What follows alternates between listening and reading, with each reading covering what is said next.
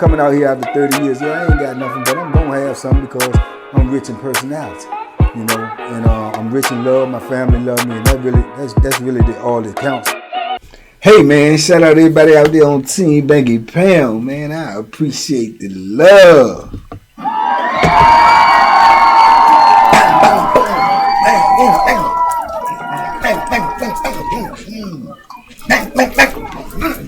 I appreciate the support. We out here, man. We pushing P, man. Positive energy all the way down the line. 24/7, 365. We out here trying to keep them out of the penitentiary and keep them alive. Big love to everybody who support this movement, everybody who rock with me from day one to yesterday. Big love to all my subscribers. Big love to all my members. Let's go. Let's get it. We on the road to 110. Let's do it, man. Oh, man. Shout out to Black Play. Shout out to Black Play from the Morning Mud this morning. If y'all don't be in the Morning Mud, man, shame on you. The blame is on you. Man, you made me think about this video today because you asked me them questions this morning. And you asked me the top 3 most violent people that I met, you know, in prison. And I told you that would be hard to determine because I met some violent dudes, right? But the answer I gave you at the time I told you was interchangeable. But at the time, I think this morning I told you, I think I said Sam Pitts, Bo Billy, and Calvin Tucker. Sam Pitts, Bo Billy, Calvin Tucker. R.I.P. to all 3 of them. I just acknowledged that too. All 3 of them has since passed. R.I.P. to all of them, man. Real life soldiers, man.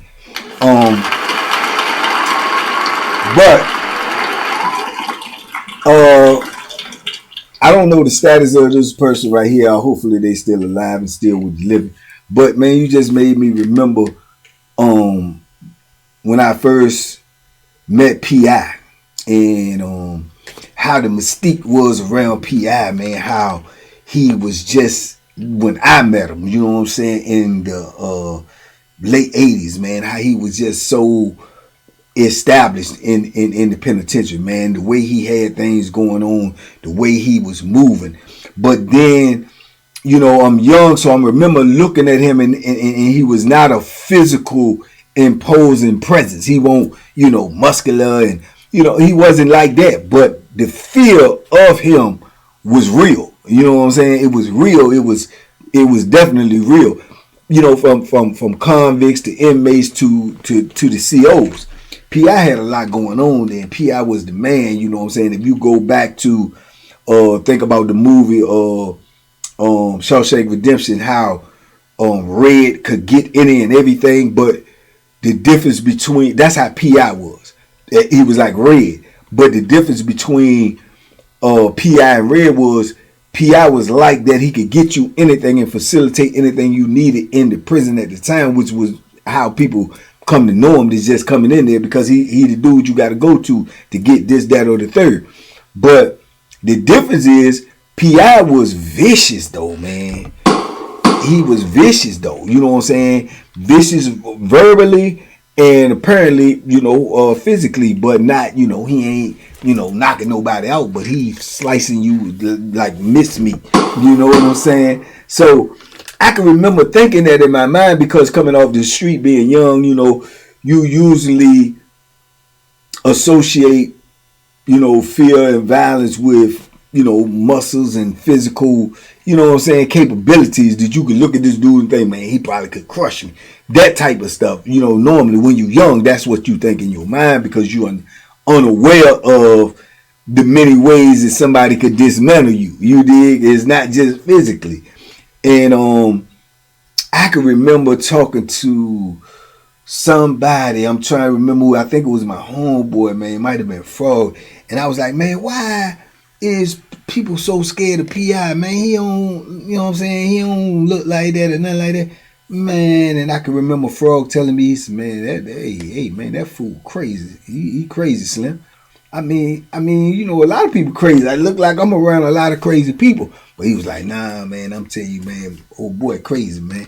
You know what I'm saying? He said, you ain't heard what he did to a dude before? And I was like, no, what?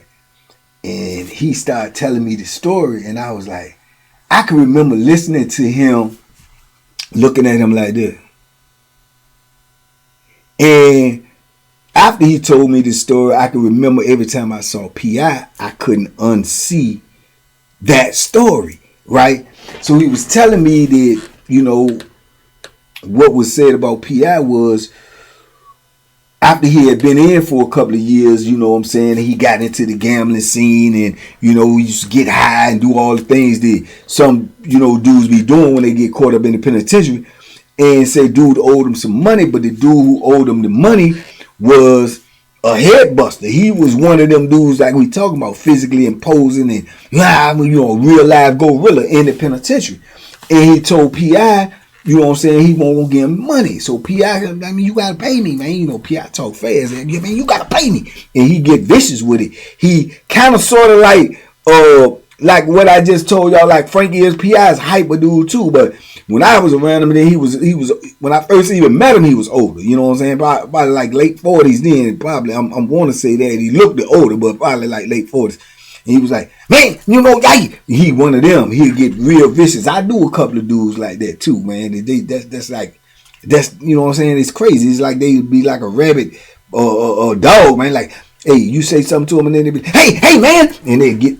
That's how P.I. was. So, but he didn't have the physicality to back that up. So he was like, man, so P.I. kept asking for the money and kept asking for the money, and the dude was like, man, I ain't getting you know what I'm saying? And you better get out. You know, I'll break your back and break your neck up. And P.I. was like, okay, all right, oh, don't worry about it. Don't worry about it. You gonna get. Don't worry about what? I told you that's one of the dangerous things somebody can tell you in the penitentiary is don't worry about it. When they tell you don't worry about it, you need to worry about it. So he said the dude was just like, you know, really like straight bucking on him, which made him look weak to the whole, you know what I'm saying, compound. Can't nobody take nothing from you in the penitentiary without you being labeled as a weak dude. Everybody's going to try to take something from you from that point on. So they said, man, P.I. was young. So at the same time, they said he still had the, you know what I'm saying, he had that knowledge of how to, you know, rock somebody to sleep and lay on them. Like, boom. Like I said, a week went by, man, 2 weeks, and it was looking like dude just took his stuff. So everybody looking at him like, oh yeah, he's a B, you know what I'm saying? He weak, he's soft. And they said, man, it was almost like 3 weeks, man, and dude was sitting at the table, you know, out there on the yard talking to another dude. And they said, man, he was leaned over, you know, like the Captain Morgan style, like you put one leg up and you leaned over and he talking and kicking it. Man, they said P.I. came up behind him with a box cutter. A real live box cutter. Do y'all know what a box cutter is? Yeah, that's that big razor blade thing that cut boxes open. Man, they say P.I. had got that from a CO, allegedly. And that's what took him so long to bust his move. And he didn't let dude get comfortable. They said P.I. came up behind him as he leaning over like that and put that box cutter right at the top of his neck. You know that bone you got at the top of your neck bone, right at the top, like them, I guess you call it the vertebrae. They say he took that box cutter and put it at the top of his neck and ripped it all the way down his spine. And just bagged up. And they said, man, he yelled so loud and turned around, and he only had on a t-shirt. And the dudes that was at the table, they said when he turned around, all they saw was just pure blood, red blood. And they said as dude turned around like, and look, and P.I. standing there like that. And they said P.I. hit him and ripped him across his chest. Yeah, and took off running. They said, man, dude fell out on the yard within about 10, 15 seconds because that's how much blood was gushing up out of him. And they said they had to get the helicopter in there, helicopter him off and everything. And they said after that, man, P.I. got charged, went in the hole for years. You know what I'm saying? They saying that the dude, some people say the dude died. Some people say he didn't die. You know what I'm saying? That's what the rumor is. But the whole thing was from that point on, everybody knew P.I. from that moment right there. And the way they was telling it was, man, he cut him open from his neck bone to his tailbone. Go, so man, don't that just make your back hurt? Just to think about that, man. a box cutter going from your neck bone to your tailbone. Man, they said, man, his whole back was open, like it just like open, just open, man. And I'm like, what? And they said, yeah. And they said, man, he turned around and yelled, and then P.I. hit him across the chest, man, like on some Zorro stuff. Yeah. And so he just bagged up and turned around and took off running. You know what I'm saying? And I was like, boom. And I'm thinking about that. And as he telling me, I'm like, I can imagine being opened up that wide, man, with a box cutter. The pain has got to be out of this world. And who, you know what I'm saying, who think about doing something like that? That's a devious mind right there. It ain't like dudes just stabbing you and poking you and, you know what I'm saying, or catching you off guard, which it ain't no off guard in prison. It just hit you. They say he ripped them. They say he ripped that junk down his back. And hollered, ripped his whole, man, they say open the man's whole back up, man. So he telling me this, right? And I'm like, what? I say, what? He said, yeah, man, I'm telling you, that's what they say. They neck bone to tailbone, man. You know what I'm saying? That's what they say about P.I., man. Neck bone to tailbone, Slim. You know what I'm saying? They say he keep them razors. And I told y'all, even after I met him, he keep a razor. He had that fingernail file joint with the real knife on it, sharp like a razor blade. And I told you, cut a dude's throat in there. That's what he do. See what I'm saying? So it ain't the physical size that you got to worry about in prison. You know what I'm saying? That's what dudes, all them dudes lift all them weights, eat weights, they be big. Some of them dudes is vicious though. Some of them dudes is like that. Some of them dudes pose both threats, physical threat and the propensity to create violent threat. Some of them big just because they big. But then you got small dudes, you got dad bod dudes, you got, you know what I'm saying, tiny dudes. They will cut your head off and go sleep or go fix a noodle in the microwave and go right in there cell and watch a show like it ain't nothing never happened. You know what I'm saying? You got them type of jokers up in there. P.I. is one of them type of jokers. P.I. will cut your whole head off and go in there and fix a meal if the people don't come get him. You understand? And that made me look at him like that, and I was like, because I knew it was a reason that people were afraid of him. I knew it was a reason that he could talk to people. He talked to COs the way he talked to inmates, and they bow down. They was like, all right, Mr. Pittman, all right, okay, man, get up out here, man. Get on up out the block, man. You can't come back up in the block today. I'm telling you right now. I'm telling you, you can't come back up here today. All right, Pittman, all right, okay, man. And they leave. And I'm sitting up here and I'm like, man, who is this? You know what I'm saying? Who is? But neck bone to tailbone. You know what I'm saying? Neck bone to tailbone. Now you know that fear for violence that he done put instilled in dudes that's locked up with him. So just imagine how an officer that's coming to work, they go home every day, that has a real life, a real family out there, responsibilities, bills, and man, they don't want no parts of that. And they know what this dude did. That's in his jacket, so they can see it. They know, this dude, Mr. Pittman, he locked up, and he did that. They know. That's why he talked to him like that. And he used to loan him money.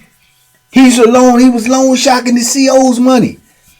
He was loan shocking the CO's money. He had dudes, his boys, a couple of them. He had boys writing letters, posing as other people getting money from women. He had boys knitting sweaters and Afghans and scarves and stuff and hats and selling them to COs on the street.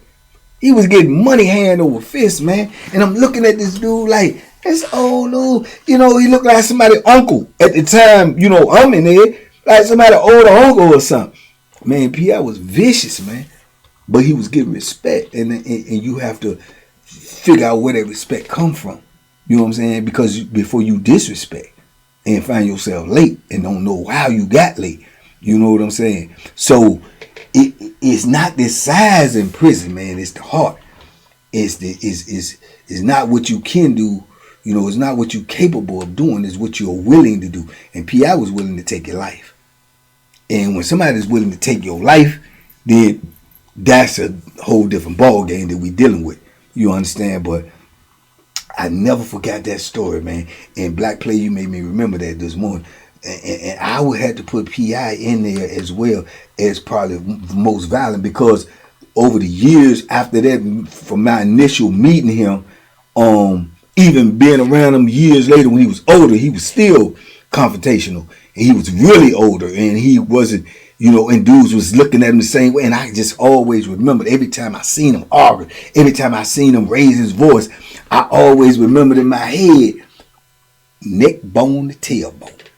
And I said, man, these dudes is playing with P.I. and they have no clue. He will catch you when you are least expected, and he will inflict a major damage on you, man. Major harm on you, and you will not see it coming. He is not a straightforward, combative enemy. He not one of them type of dudes. He not. He gonna verbally spar with you and let you know, like a vicious, what's he call them, those chihuahua. Turn your back. Owe him some money. Try to take something from him. Call him outside of his name. Disrespect him. And move around him. You in danger, man. I promise you in danger. I don't think P.I. really considered or even gave a thought about going home when he was in the modes that he get in. I don't think you can't think about going home when you will slice somebody's neck, when you will slice somebody's face, when you will hit a joker from the backbone to the tailbone. You don't think about going home in those moments. You think about inflicting pain on the person that you trying to inflict that on. And P.I. was one of them type of dudes. Tuck was one of them type of dudes. When Tuck got mad, Tuck, I know for a fact personally that Tuck ain't care nothing about going home. He didn't. I'm not gonna say he didn't want to go home. I sincerely know 100% Tuck did not care nothing about going home. If you violate Tuck, home is gonna be the last thing that's on his mind. I told y'all when the people came and got him from his job to go to a parole hearing, he went in there only to cuss him out because they were taking time off his job because he had to clock out and he wasn't gonna make the money that he was expecting to make, and told him don't call him over there for that no more. So you have these different type of mentalities in prison, bro. It's different. You know what I'm saying? And it took me a long time to understand that, because I always wanted to go home. Even when I was in the situations that I was in, maybe those situations that I was in kind of kept me from getting on death row or something like that, thank God, because in the back of my mind, I always knew that home was the end plan. I wanted to go home. I didn't know if I was going to go home, but I always knew I wanted to go home. Some of these dudes don't think like that. They think like and lock it in their mind that I ain't never going home, and this is how I'm going to act, and this is how I'm going to carry. And if the end of the road be me getting killed, or the end of the road be me having to go in that lecture chair for killing somebody, so be it. And P.I., Tuck, you know what I'm saying, Sam Piz, these type of dudes move like that. They conducted themselves like that.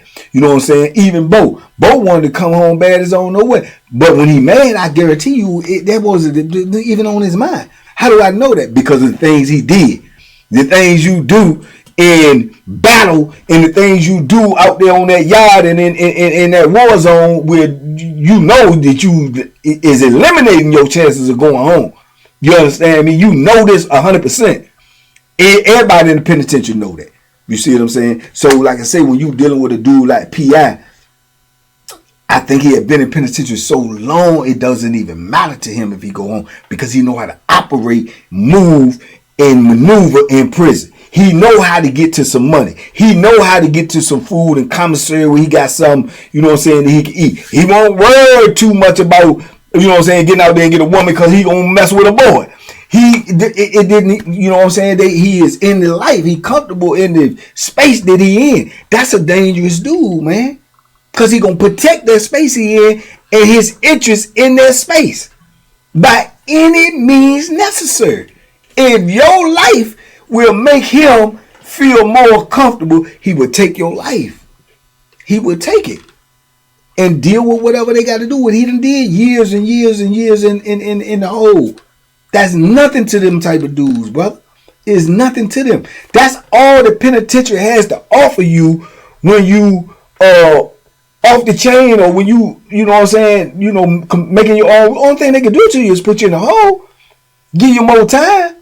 Worst case scenario, give you the electric chair. But anything besides the electric chair, there's nothing that they can do to you that you're not already doing, and that is doing time. They can just put you in a different place. They just change your location. That's it. You still in the penitentiary. You still out there. And some dudes view it as such that it don't matter to them. And once you done conquered the demons of being in the hole, being in segregation, oh man, don't nothing scare you. It ain't nothing scare you. There's nothing else they can do to you. And then you say certain dude, oh well, they'll beat you, they'll do this. Yeah, they will. But they ain't gonna beat everybody. And when they do beat them, they only beat certain people one time. Once, maybe twice, depends on if you go to another. They ain't gonna do it. Each institution ain't gonna beat you but one time. Certain people, because they know what's gonna happen after they beat them. Because you beat some people, and as soon as they come up out of them cuffs, as soon as they come back to their yard, one of them officers, one of them people that work for y'all is gonna bleed, and they know that, and they know that 100%. And they don't want to whoop you no more. They don't want to take that chance no more because they don't know if that person might be them. They'll put it in there. They gonna have it in your file. You know what I'm saying? Oh, he stabbed the officer. Oh, he knocked the officer out. Oh, he did this on such. They know.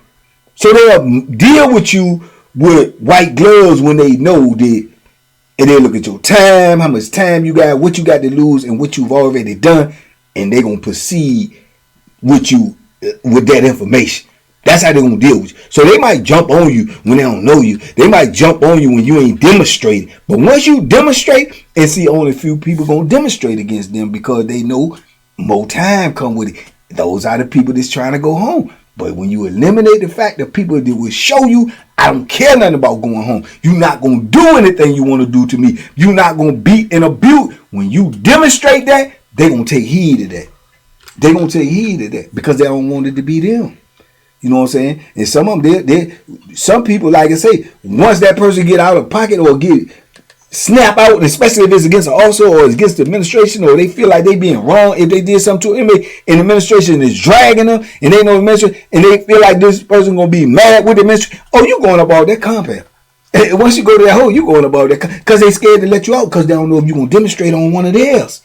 That's why. When Bo got locked up on Mecklenburg, Bo left that compound. They didn't want to let Bo back out on that compound. They weren't going to let Bo back out on it. Once certain dudes go to hole, you going up off that compound, man, because them people they scared you going to do something to them. Because they know you will. And once they know you will, man, they going to make sure it ain't them.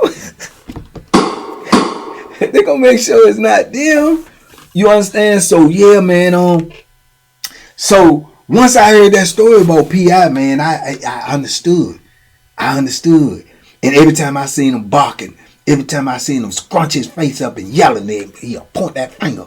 Every time I seen it, I kept saying to myself, man, leave that man alone, man.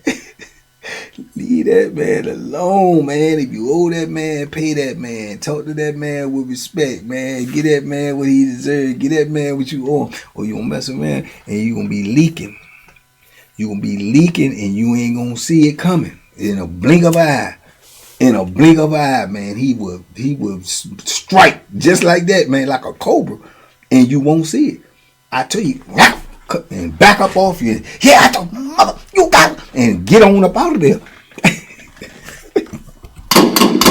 And get on up out of there. He gone. He don't stand there and do no tussling and no rustling and no fight. He ain't doing none of that. He ain't doing nothing. He's slicing and dicing and getting gone. You know what I'm saying? Neck bone to tailbone, man. When have you ever heard any such, man, with a box cutter?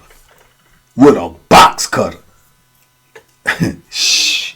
Mess with him if you want to, man. Anyway, man, I just want to get at y'all, man. Black Play, man, salute. I appreciate you putting that on my brain this morning, man.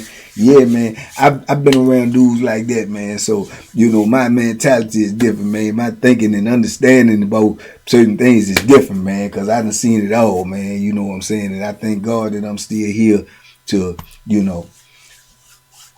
let some people know, man, this ain't nowhere you want to be, because there's a whole lot of jokers in here, man, with these types of mentalities that I'm talking about, man, in this world that we call prison, man. Stay out here in the real world, the free world, man. This is only the real world. That world is not real.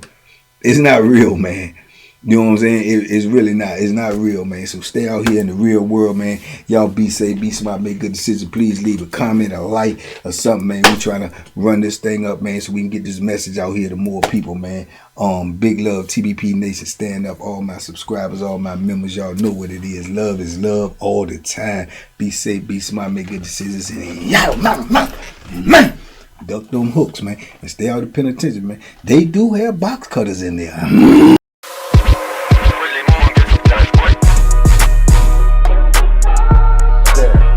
The Banky special. Yeah. Pure deliciousness. Pure deliciousness, man. My name is Banky, man. Everybody calls me Banky. That's the name that I got from my grandmother when I was young. I'm coming out here after 30 years. Yeah, I ain't got nothing, but I'm gonna have something because I'm rich in personality, and I'm rich in love. My family love me, and that's really all that counts.